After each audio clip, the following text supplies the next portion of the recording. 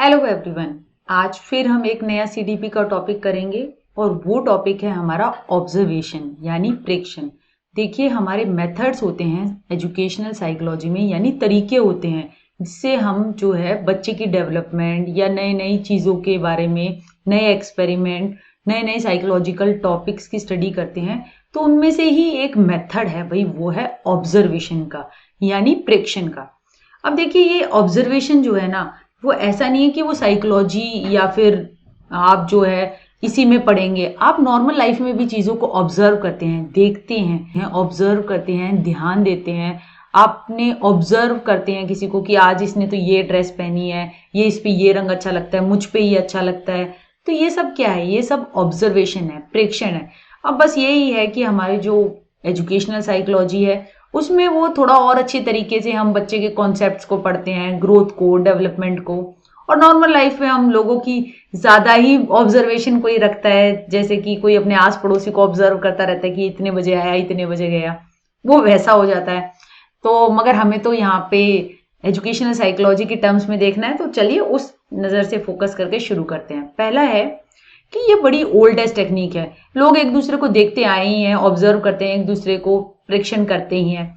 इससे जो डेटा आता है ना, काफी डिस्क्रिप्टिव डेटा आता है, यानी कि ऐसा डाटा आता है कि कोई किसी को ऑब्जर्व करके लिख रहा है कि ये इतने बजे उठा, इतने सोई। तो उससे क्या है, एक डेटा रिच डेटा आएगा, डिस्क्रिप्टिव, यानी कि काफी चीजें होंगी उसमें जानने के लिए जिन पे आप काम कर सकते हो, जिसकी वाइड एप्लीकेबिलिटी होगी।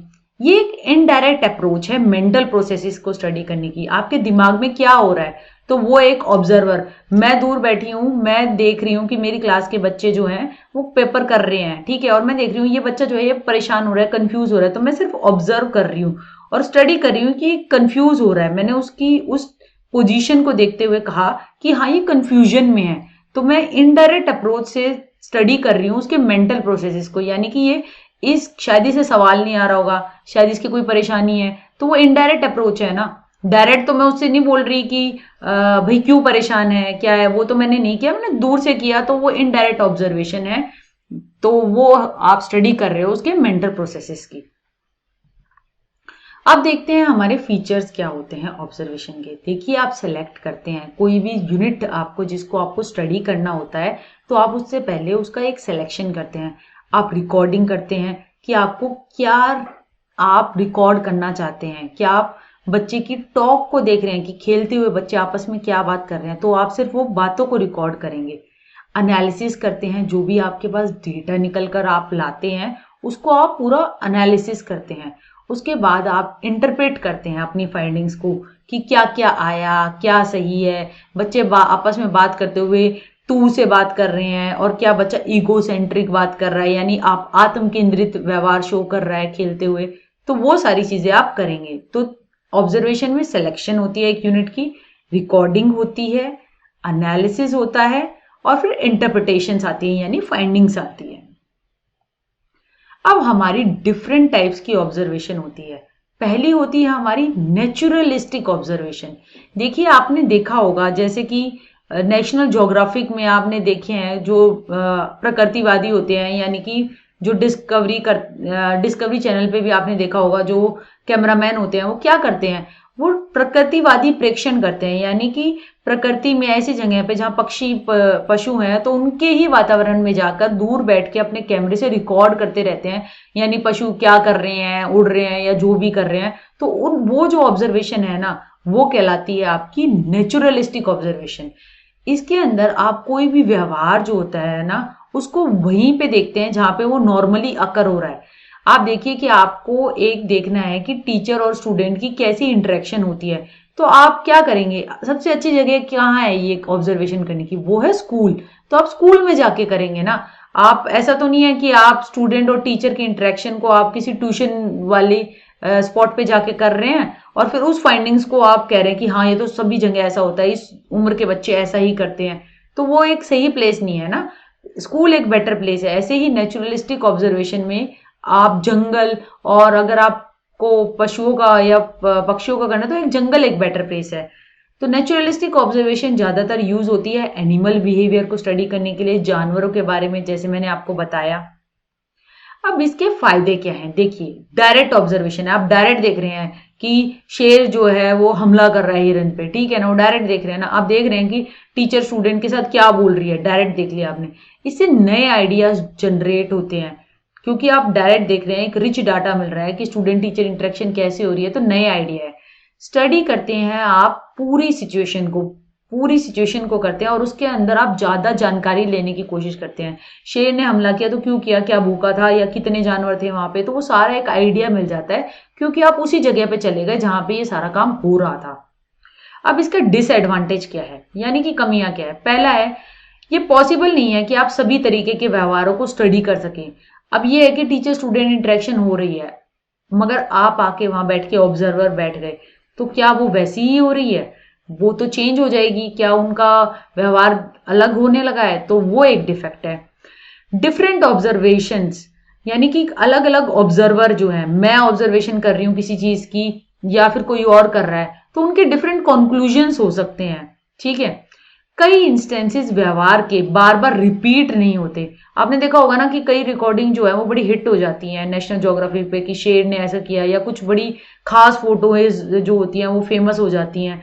तो वो क्यों होती हैं, क्योंकि वो जो है वो एक ही बार होता है, मतलब ऐसा हो रहा है और वो बड़े खास हैं, तो इसलिए कि हो गई वो बहुत ज्यादा फेमस। अगर बहुत ही जनरल जनरल बात हो रही होती तो शायद वो रेप्लिकेबिलिटी हो जाती उसकी फोटो की या फिर उस व्यवहार की, मगर कुछ बहुत ही खास था।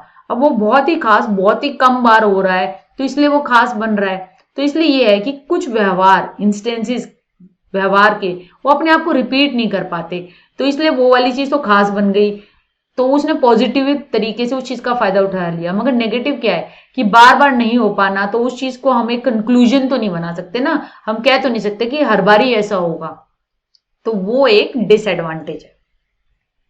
अब आ गई हमारी दूसरी, कंट्रोल्ड ऑब्जर्वेशन, यानी नियंत्रित प्रेक्षण।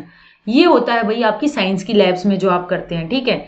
इसमें एक स्टैंडर्डाइज प्रोसीजर यूज होता है कि यानी ऐसा करना है, अगर आपको जो है एक्सपेरिमेंट करना है, कोई लिटमस पेपर का आपको करना है, ठीक है। आपने बेसिस लिए, कुछ एसिड लिए, आपने लिटमस पेपर लिया, आपको बता दिया कि ऐसे ऐसे आप एक ड्रॉप डालोगे, ये प्रोसीजर होगा। जो साइंस की लैब का मैनुअल्स नहीं होती थी 9th-10th में, आपने देखी होगी, एक लैब की अलग किताब होती, तो उसमें क्या लिखा होता है, उसमें लिखा होता है कि आपको ऐसे ऐसे करना है और फिर आपको ऑब्जर्व करना है। तो वो जो होगा वो एक कंट्रोल कंडीशन में होगा, उसके बकायदा स्टेप्स होंगे कि आपको 2 बूंद ही डालनी है, ठीक है।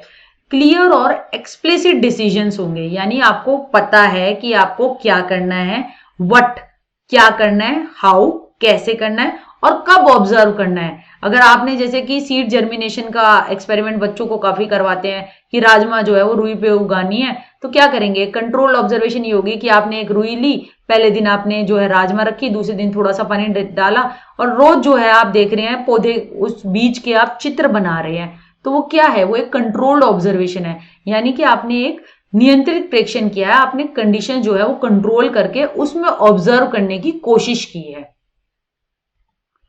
तो ये क्या होती है, ये इजी रेप्लिकेबल होती है। अब भाई वो राजमा के बीज से जो पौधा बनेगा वो आप करो या मैं करो सेम ही रिजल्ट आएंगे।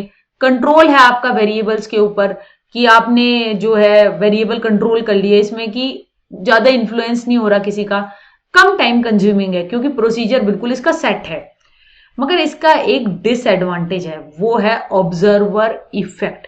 अब देखिए कंट्रोल कंडीशन में क्या होता है कि आपके पास क्या हो गया, जो आप ऑब्जर्वर है वो पीछे जाके बैठ गया और स्टूडेंट टीचर इंटरेक्शन हो रही है, मगर उसके बैठने से क्या हुआ, टीचर जो है ना वो काफी कॉन्शियस हो गई और स्टूडेंट भी कॉन्शियस हो गए कि जवाब दे, ये नोट करा है, ये बंदा आके क्यों बैठा है, तो क्या है, तो ये कहलाता है ऑब्जर्वर इफेक्ट। बड़ी इंपॉर्टेंट टर्म है, कई बार ये टर्म्स आ जाती हैं भाई एग्जाम में, तो देख लीजिए कि ऑब्जर्वर इफेक्ट ये है कि ऑब्जर्वर के प्रेजेंस होने से जो टीचर का, स्टूडेंट का या फिर जो ऑब्जर्व जिस चीज को किया जा रहा है उसके व्यवहार में जो परिवर्तन आ जाता है ना, वो कहलाता है ऑब्जर्वर इफेक्ट। अब आ गई हमारी स्ट्रक्चर्ड ऑब्जर्वेशन। स्ट्रक्चर्ड ऑब्जर्वेशन जो होती है ना, उन्हें संरचनात्मक प्रेक्षण कहा जाता है। सिस्टमैटिक ऑब्जर्वेशन है, इसके अंदर कोडिंग सिस्टम का यूज किया जाता है, ठीक है। आप देखिए जैसे हमारा फ्लैंडर्स का इंटरेक्शनल एनालिसिस जो था फीएक्स, उसके अंदर क्या किया, उसमें कैटेगरी दे रखी थी कि टीचर बोल रही है, स्टूडेंट टॉक हो रही है, नॉइस है, ये है, उस पर आपको टिक करते जाना था, ठीक है। तो एक कोडिंग सिस्टम का प्रयोग किया गया ऑब्जर्वर यानी जो ऑब्जर्व करने वाला है उसको पता है कि एक फ्रेम ऑफ रेफरेंस यानी कि किस तरीके से करना है, कितने समय में करना है, यानी 5 मिनट में करना है, 10 मिनट में करना है, और एक लिमिट क्या है एक एक्ट की। तो ये सारी बातें उसको ध्यान होती है क्योंकि एक स्ट्रक्चर्ड है, एक प्री प्लान तरीके से आपको करनी है जो कि आपको बताया जाता है। ठीक है,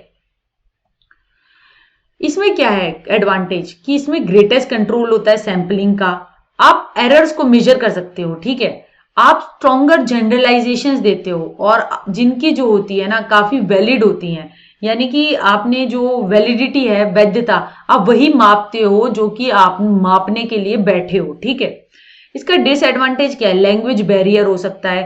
ठीक है, आपने फीएक्स करना है यानी कि Flander interaction analysis category system, उसमें आप पीछे बैठ गए भैया अपना वो तामझाम वो उसके कागज लेकर, और आपको लैंग्वेज बैरियर हो गया। जो टीचर पढ़ा रही है भाई वो हरियाणवी में पढ़ा रही है, आप बिल्कुल इंग्लिश मीडियम हो, आपको समझ में नहीं आ रहा वो कैसे बता रही है। कल्चरल बैरियर्स हो सकते हैं, आप कैसे कैटेगरी सिस्टम भरेंगे अगर आप साउथ इंडिया में जाकर वो करने लग रहे हैं। ऑब्जर्वर के बायसेस भी आ जाते हैं। ठीक है, कि ऑब्जर्वर जो होता है कई बार क्या करता है, वो वही देखता है जो वो देखना चाहता है, तो वो कहलाता है भाई ऑब्जर्वर बायस। ठीक है, अनस्ट्रक्चर्ड ऑब्जर्वेशन, अनस्ट्रक्चर्ड ऑब्जर्वेशन जो होती है, रिसर्चर जो होता है इसके अंदर असंरचित प्रेक्षण के अंदर रिकॉर्ड करता है बिहेवियर को जैसे उसे दिख रहा है। ठीक है, इसके अंदर इक्विपमेंट यूज कर लेता है वो, कई बार अगर इक्विपमेंट यूज ना करे तो बड़ी दिक्कत हो जाती है। तो कई बार जैसे कि क्या होता है कि आपने देखा होगा कि जैसे कि फिल्मों में दिखाते हैं ना, वो ऑब्जर्व कर रहे होते हैं, जैसे कि क्रिमिनल बैठा है वो शीशे वाले रूम के अंदर, बाहर से जो है वो लोग देख रहे हैं, पुलिस वाले, बड़े पुलिस अधिकारी कि आपस में क्या बात कर रहे हैं, उन्हें सुनाई दे रहा होता है, वो तो रिकॉर्ड हो रहा होता है वो सारा बिहेवियर। ठीक है, और इक्विपमेंट्स लगे होते हैं, इससे काफी क्वालिटेटिव डाटा मिल जाता है कि अब खाली कमरे में वो लगा होता है कैमरा, और जो सस्पेक्ट होता है, यानी क्योंकि अभी क्रिमिनल तो नहीं है क्योंकि जज ने नहीं दिया है फैसला, सस्पेक्ट है तो कैसे बिहेव कर रहा है, वो क्या कर रहा है, तो वो शीशे के पीछे से उसे देखते रहते हैं। ठीक है, तो वो हो गई हमारी असंरचित प्रेक्षण, यानी कि आप देख लीजिए, यानी बिग बॉस का घर। ठीक है, मान लीजिए ये है और जिसमें कैमरे लगे हुए हैं और आप बाहर से उसको देख रहे हैं। ठीक है, तो इसमें ऑब्जर्व जैसे बच्चों को देखना प्लेग्राउंड के अंदर, तो ये कहलाती है हमारी असंरचित प्रेक्षण। अब आती है आपकी पार्टिसिपेंट ऑब्जर्वेशन यानी सहभागी प्रेक्षण। अब सहभागी प्रेक्षण के अंदर क्या होता है, जो ऑब्जर्वर होता है ना, यानी जिसको ऑब्जर्वेशन करनी होती है यानी प्रेक्षण करना होता है, वो जाके क्या करता है, जो ग्रुप होता है जिसकी ऑब्जर्वेशन करनी है उसका ही मेंबर बन जाता है। ठीक है, अब एक टीचर है, उसको क्या करनी है, बच्चों और कुछ ऑब्जर्वेशन करनी है, बच्चों को टास्क कोई कर रहे हैं उसको करते हुए देखते हुए, तो वो क्या कर गई, वो उसने क्या किया, उस स्कूल में जाके वो कुछ पीरियड्स बच्चों को पढ़ाने लग गई, तो बच्चों को लगा ये टीचर ही है, और जब वो काम देती थी तो उसी टाइम वो ऑब्जर्व करने लग गई। देखिए, जो एथनोग्राफिक स्टडीज होती है ना, उनमें जो हमारा डाटा होता है, तो वो काफी, जो हमारे एंथ्रोपोलॉजिस्ट जो होते हैं वो इसी तरीके से निकालते हैं। किसी ट्राइबल कस्टम को देखने के लिए वो क्या करते हैं, उस समूह का भाग बन जाते हैं और वो ट्राइबल एक्टिविटीज जैसे कि कोई डांस हो रहा है या कोई उनकी ट्राइबल आर्ट फॉर्म है तो उसको देखते हैं और उसका भाग बनते हुए वो उस चीज को देखते जाते हैं और फिर बाद में बड़ी रिच डेटा निकाल के वो किताबें भी लिखते हैं। ज्यादातर विदेशी ऐसे ही करते हैं, जैसे भारत में आते हैं और राजस्थान वगैरह पे जाएंगे, वहां पे उन्हीं का पार्ट बनने की कोशिश करेंगे, उनके साथ रहेंगे, खाएंगे पिएंगे और उन्हीं की बातों को फिर ठाके लिख के किताब बना देंगे, तो वो कहलाएंगे भाई सहभागी प्रेक्षण। नॉन पार्टिसिपेंट ऑब्जर्वेशन यानी असहभागी प्रेक्षण, इसके अंदर क्या होता है, ऑब्जर्वर जो होता है वो दूर खड़ा होता है और वो पार्टिसिपेट नहीं करता। ठीक है, फिनोमिना में कोई इमोशनल इन्वॉल्वमेंट नहीं हो पाता। अब देखिए, कोई पार्टिसिपेंट बनेगा तो उसमें तो वो इमोशनली इन्वॉल्व हो जाएगा ना। अब कोई किसी कम्युनिटी के साथ जाके रह रहा है तो उसकी कोई नेगेटिव बात भी होगी तो शायद वो नहीं लिख पाएगा, क्योंकि वो उनके साथ काफी समय से रह रहा है, तो उसको अच्छा भी नहीं लगेगा कि मैं ये बातें लिखूं। तो अल्टीमेटली क्या हुआ, जो डाटा था वो फुल ऑथेंटिक तो नहीं आया ना। नॉन पार्टिसिपेंट के अंदर है कि आपको भाग नहीं बनना, आपको सिर्फ ऑब्जर्व करना है, कोई इमोशनल इन्वॉल्वमेंट नहीं होगा। जैसे कि टीचर और स्टूडेंट की कोई इंटरेक्शन हो रही है एक पर्टिकुलर क्लास में, आपने नोट कर लिया, वीडियो टेप्स के जरिए नोट कर लिया, या फिर आप कोने में बैठे हैं तब आपने ऑब्जर्व कर लिया। आप ये देखिए, जैसे कि जो हमारी टीपी होती थी यानी टीचिंग प्रैक्टिस, उसमें जो हमारे टीचर्स होते थे वो क्या करते थे, वो असहभागी प्रेक्षण है, वो नॉन पार्टिसिपेंट है।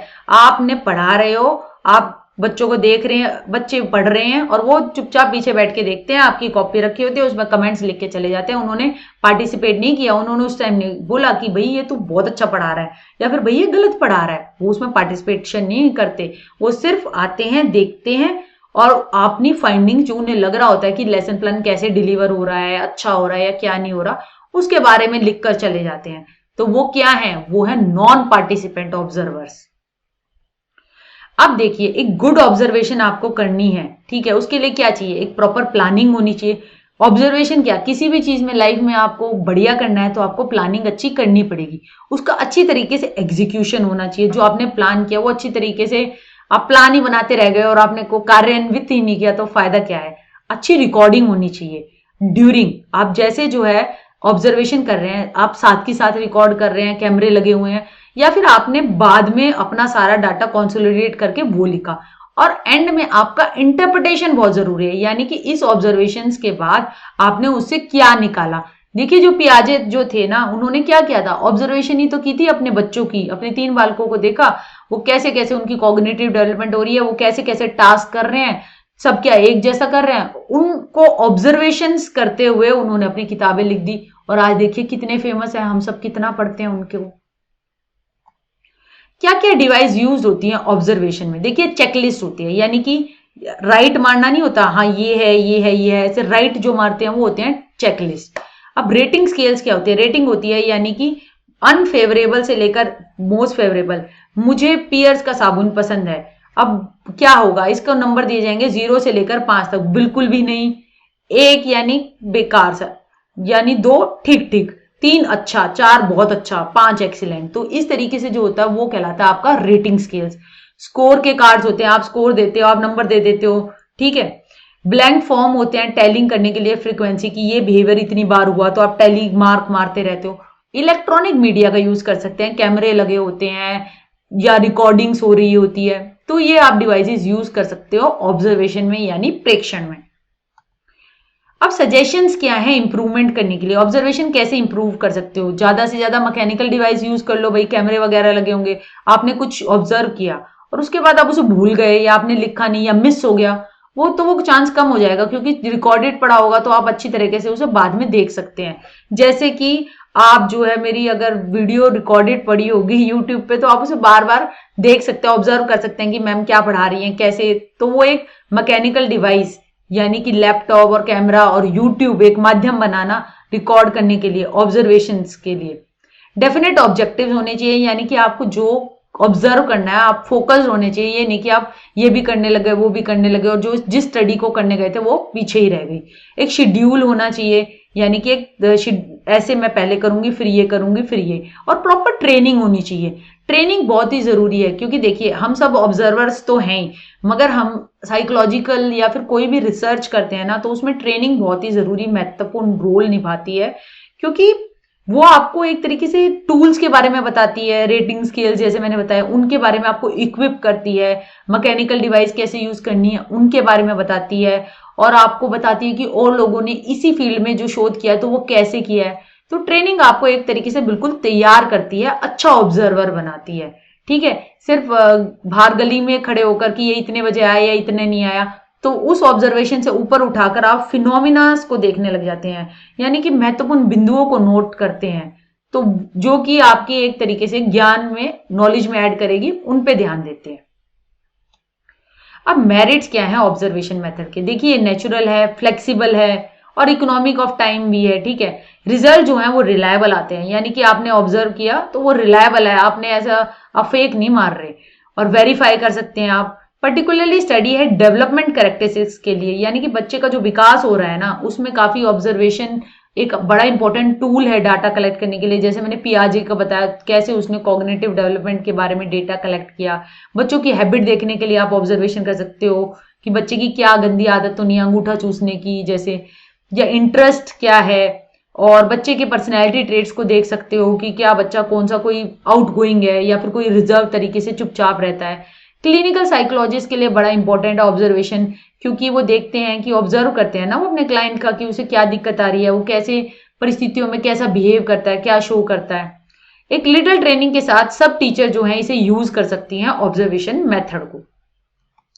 डीमेरिट क्या है, सिर्फ आप ओवर्ट बिहेवियर देखते हैं, यानी कि जो आपको दिख रहा है सिर्फ वही देख रहे हैं। अब देखिए जो बंदा जो है ऑब्जर्व आप जिसको करने गए हैं उसको पता है कि मुझे मैं ऑब्जर्व हो रहा हूं, तो वो फेक भी कर सकता है ना, तो वो एक्टिंग करके भी दिखा सकता है। तो जो आपका फिर आपने जो स्टडी की वो सारी वेस्ट हो गई, क्योंकि वो सारा डाटा नकली आ गया।